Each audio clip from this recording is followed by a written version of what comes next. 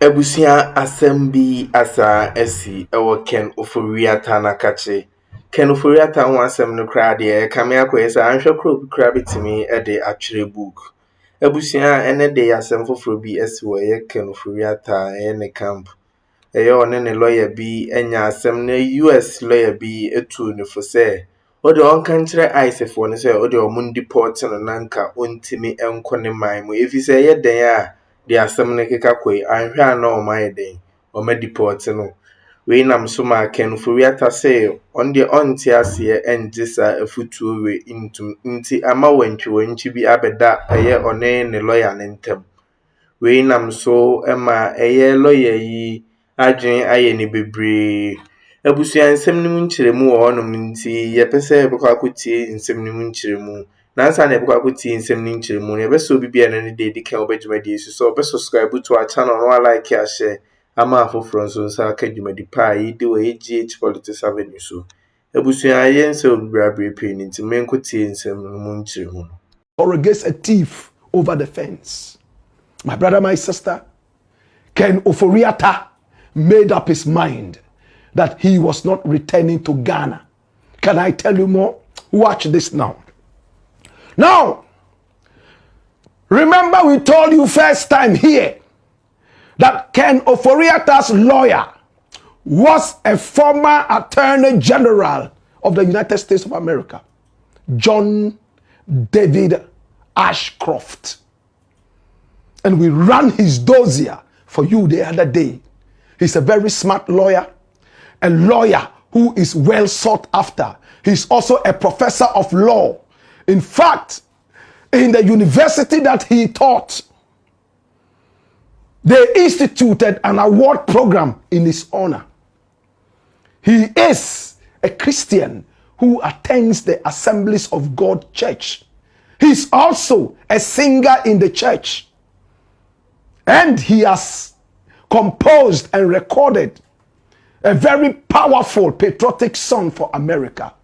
This is a man who is in almost everything important, from law all the way through to religion, spirituality, philanthropy, and even more.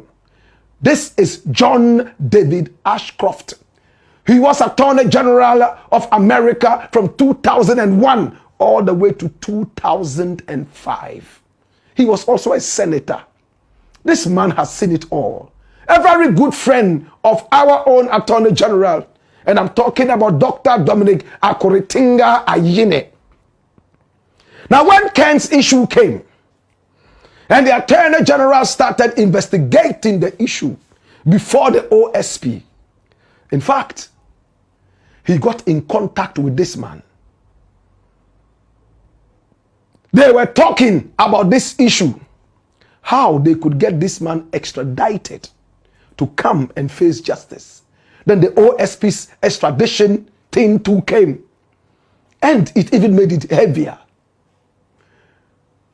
Dr. Dominic Akuritinga Ayine now got in contact with the man and some other people discussing how Ken Ofori Atta could be extradited into the country.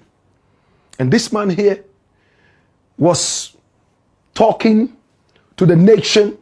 He was giving his services to our nation. They were talking. Remember, Dominic Akuritinga Ayine is a Stanford lawyer. He went to school in America. So some of these people are his colleagues. But all of a sudden, when Ken Ofori Atta realized that there was a certain kind of extradition attempt, he decided that no, he will fight his case. And when he got to know that the man responsible was John David Ashcroft, bam, he went and contacted him. We've given you all these details. Time now to tell you what you haven't heard yet. Now, as it stands right now,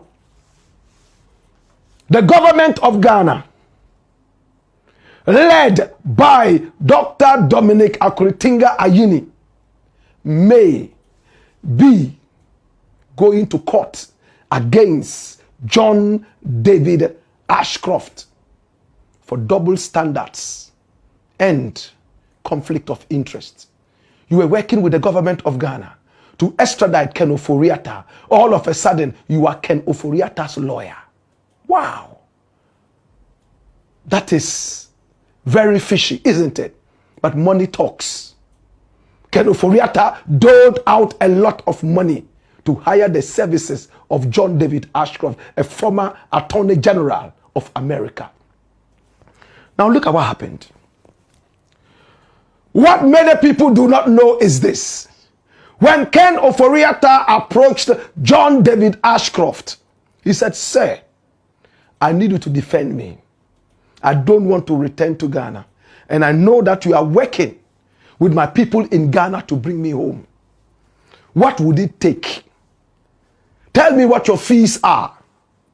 Get the best lawyers in America that you trust so that my case never fails. Just give me the budget." And boom, the budget was given to him. Big amount of money. And they were able to get 13 lawyers put together, including John David Ashcroft, as we were told. Now see the next thing that happened. At this point, the Attorney General of the Republic of Ghana, Dr. Dominic Akuritinga Ayine, did not know that all these things were happening. And he kept talking to John David Ashcroft. Yes, Ashcroft. Talking to him. So the extradition, how far? How do we go about this? You are American and I need you to support us to be able to bring this man. How quickly can we do this? It was at that point that John David Ashcroft went back to Ken Ofori and told him, "You know what? I have spoken with my colleague, Dr. Dominic Akuritinga Ayine, and he has promised me that they will give you a very safe entry into Ghana. You will not be harassed. Nobody is going to torment you. You would have a very fair trial. I trust that guy. He's a very good friend of mine. Please, you have a good case. We will get the best lawyers to defend you in Ghana. Please, sit in the next plane and return to Ghana." And what did Ken Ofori say? "Come here." Ken Ofori said, "Never. Go back to which Ghana? I am not going back to Ghana today. And I'm not going back tomorrow. I want to stay here. And I've paid you to be able to make sure that I remain here in Ghana." All this while, Attorney General Ghana and former Attorney General USA were just talking about extradition, how to get Ken come home.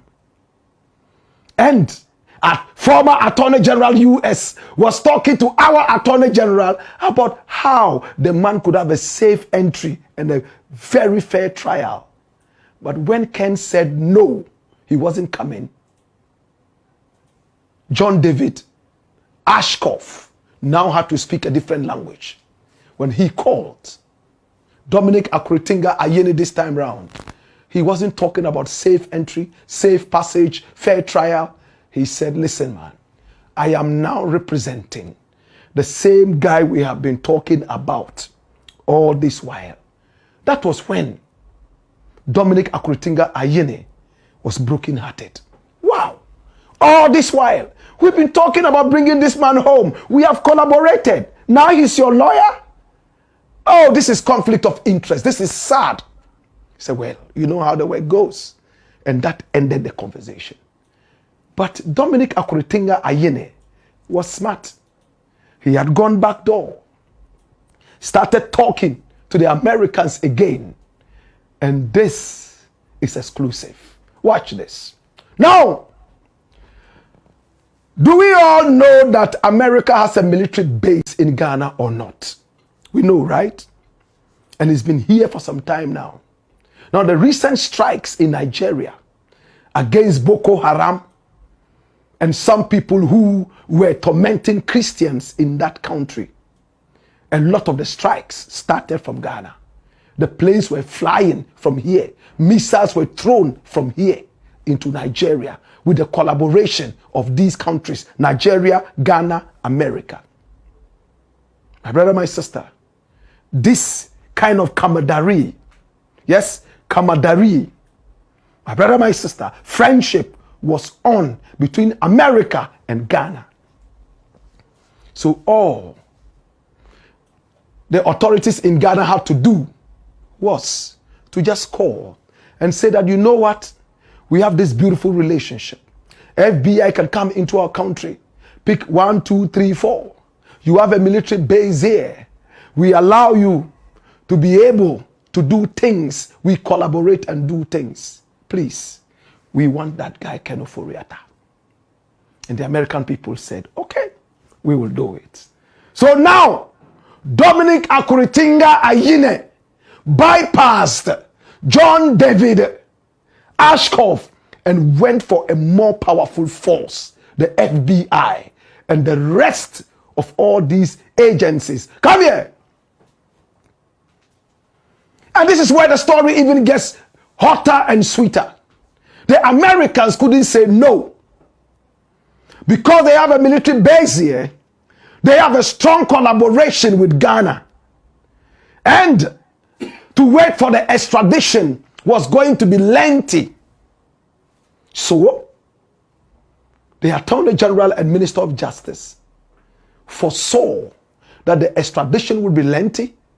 So he quickly asked the American people to find a way of bringing this man home.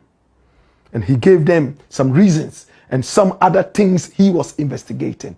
Just make sure he comes home. This was in June. In July, the Americans revoked the visa of Ken Ofori Atta. And when they revoked it, they cancelled it. They nullified it, depending on what term you want to use. They called him and said, sir, your visa has been revoked. And he said, why? He said, it has been revoked. The fact that you have a visa does not guarantee you stay in America. We have looked at a few things you are doing, and we think that you have breached the laws of this country. Please, you have up to November, the last week of November, to leave. Ken was confused. They called him and spoke to him. He started to shiver. His visa was supposed to expire on the 14th of February, the following year, 2026. Now the American people are calling me to tell me that I have up till November to leave. Hey! Ken spoke to the lawyers. Now, John David Ashcroft could no longer get back to Dominic Akuritinga Ayine because of the supposed break. You could call it betrayal. He couldn't get back to him. So Ken was now hot. But the lawyers asked him again, are you sure you don't want to return to Ghana? And anytime they asked him that, he got more angry. It's okay. Can you get anybody to file for you to stay in this country? It might be long, but we will try and see how it could be sped up, and then we'll tackle other issues. That was when Ken's son, Kenneth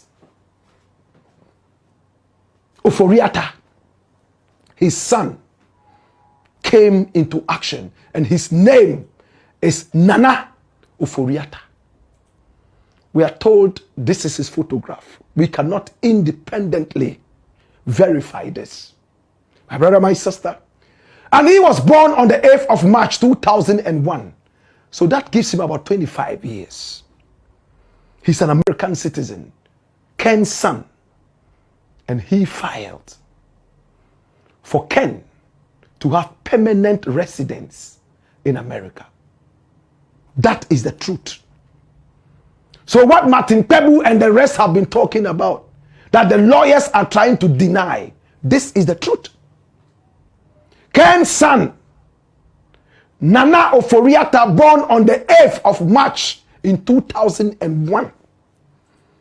And I'm looking at his American passport as I'm talking to you right now. We are not permitted to put it out. This guy filed for his father to stay in America permanently. It's a long process. They started working on it. He decided that he would not leave.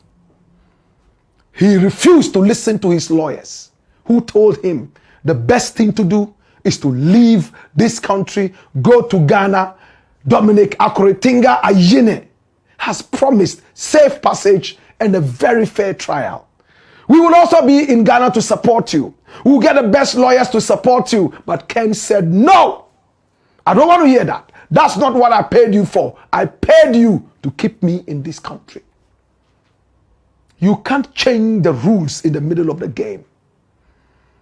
Now, with Dominic Akuritinga Ayine on one side and John David Ashkov on the other side, who now will not be able to collaborate legally to deal with this issue.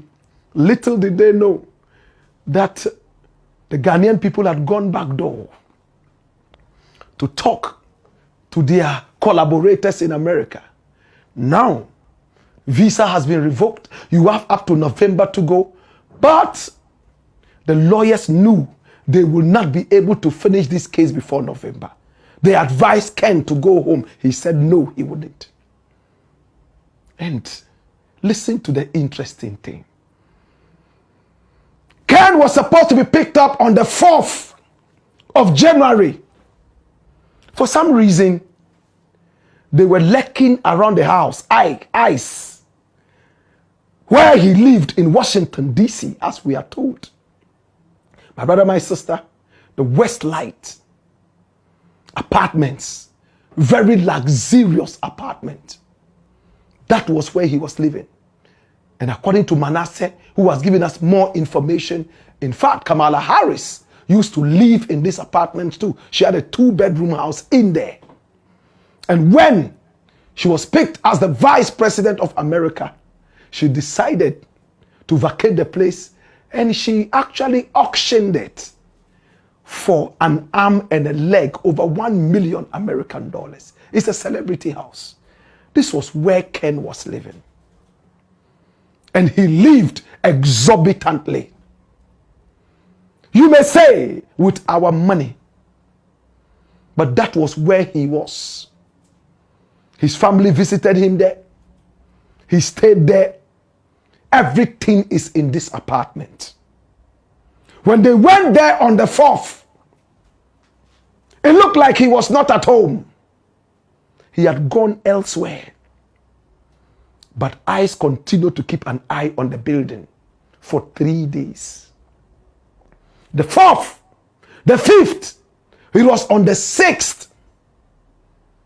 They saw him around. And boom, they jumped into him and held him brah, and handcuffed him. Soon, we will release the real photographs of him being handcuffed, the real one, not the AI version. When we get the go-ahead, we shall put that out. But for the time being, he was handcuffed. And they marched him straight into a van, drove him for about 90 kilometers away to Virginia, where they put him in the Caroline detention facility. My brother, when Ken went in there and saw the condition of the dormitory, remember I said dormitory. So from mansion to dormitory, where he was supposed to share with some other such people, maybe some Nigerians, Cameroonians, Togolese, running away from the American immigration. He looked at it, looked at the area, know where to cook his own food. He would have to eat prison food. That small shack, very terrible place. They hoped that Ken will come back and tell them, you know what, I want to self-deport. But no, he decided to stay in there. My brother, my sister, he decided that he would stay and fight his case. The lawyers still approached him, spoke to him. Please, get to Ghana. Let us get to the best lawyers. He's not ready to hear that. He wants to stay in America and fight his case. As we are speaking right now, he is very, very traumatized. A man who is used to luxury. A man who has chefs all over him.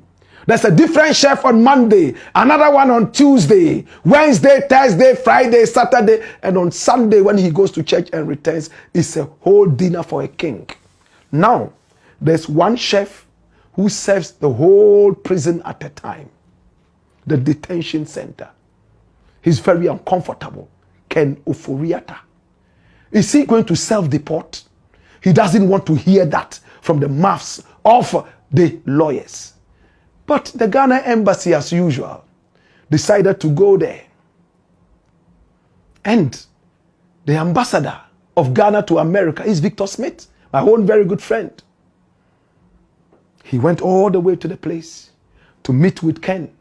And when Ken was told that the Ghana embassy was there, he said he would never meet the Ghana embassy without his lawyers. He wasn't ready. He's not ready for anything Ghana. Even if they put him in fire in America, he prefers that to heaven in Ghana. He would not go anywhere. So,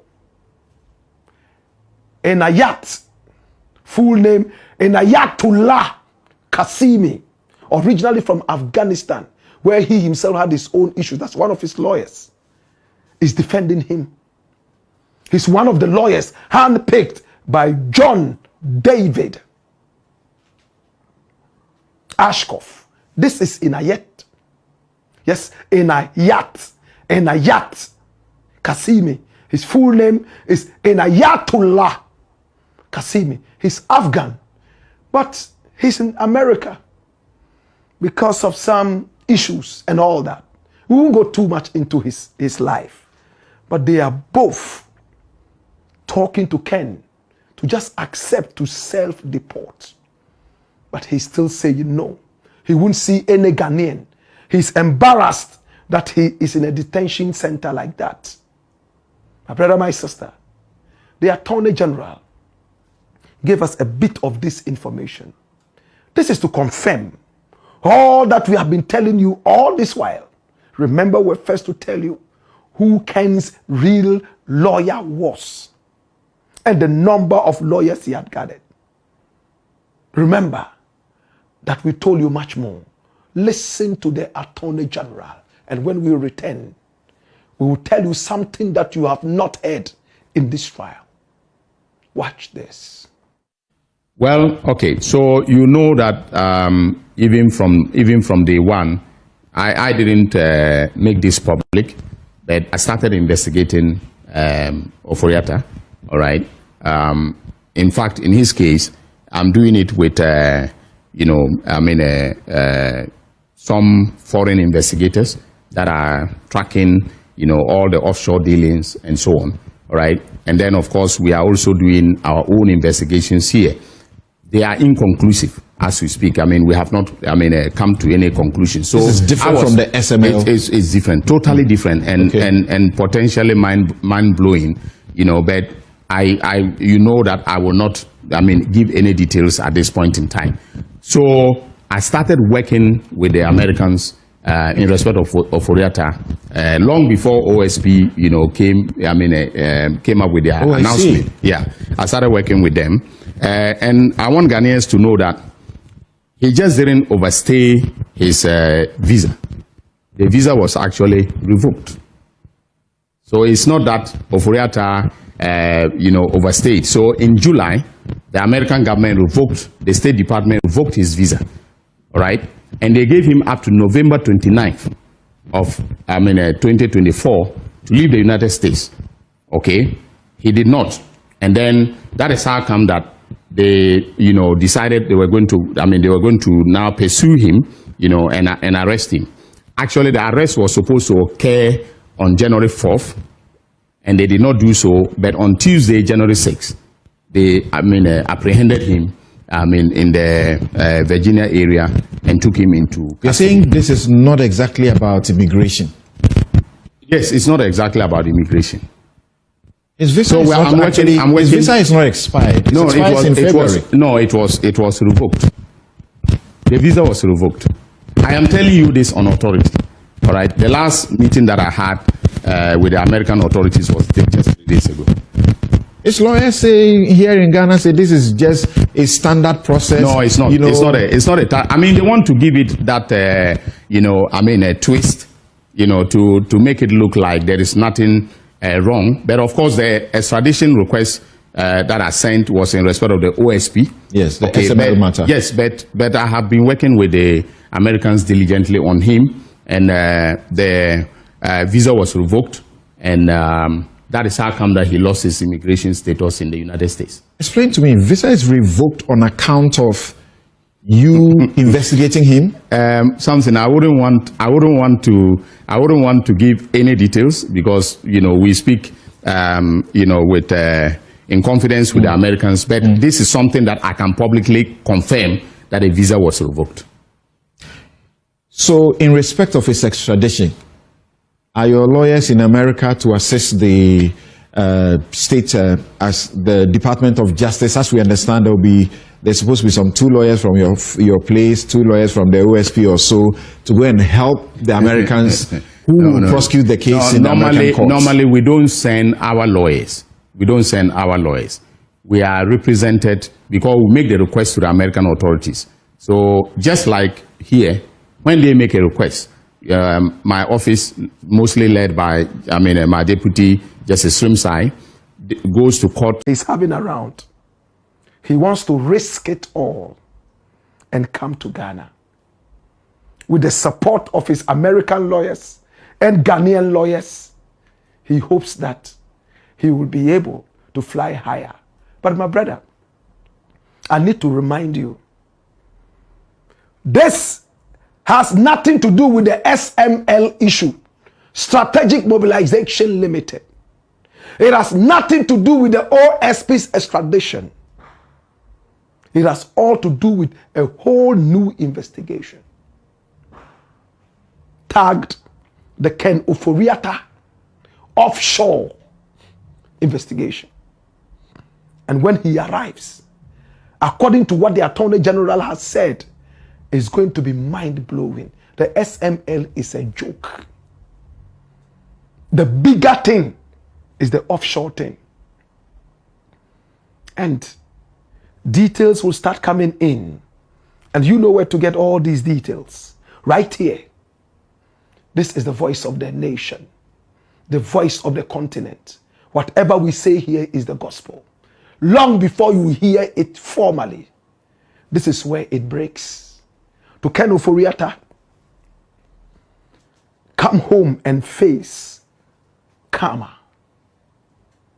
Your children are asking that you return home. If you are clean, we are all ready to support you. Ghana is not a country that torments people. It doesn't witch hunt politicians. No. We have reached a certain point of democracy where we all are excited to say you will have a fair trial. And Ghanaians are standing on the periphery, watching anything that goes on that is bad. People are going to hit the streets and demonstrate. But it looks like Ken himself is not sure of where he's going. Maybe he has more dirty linen in his closet. Where ICE decided to go and put him, if you had the opportunity to see real photographs and videos, the man is mostly uncomfortable.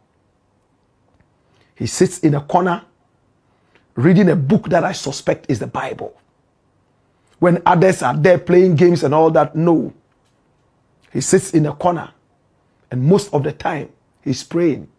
Can I tell you one other thing before we leave? He was arrested on Tuesday, the 6th. Monday was the 5th. Sunday was the 4th. You now understand why ICE was not able to get him at home. Abusua na chese eye Ken Ofori Atta ena lawyers no chiri mu a unka onje penny no mtimi mra Ghana no mbe fisi eye ne charges no nanso Ken Ofori Atta ye na adwen se afutu a lawyers yi de ma na yi de onti ase mpo na nka mpese watie abusua yenso obrepi ni nti edbisi anum se GH Politics Avenue so ebese mo ne de di kan badwumadi so some subscribe to our channel no like share ama for so sakadwumadi pa Addo GH Politics Avenue so busia.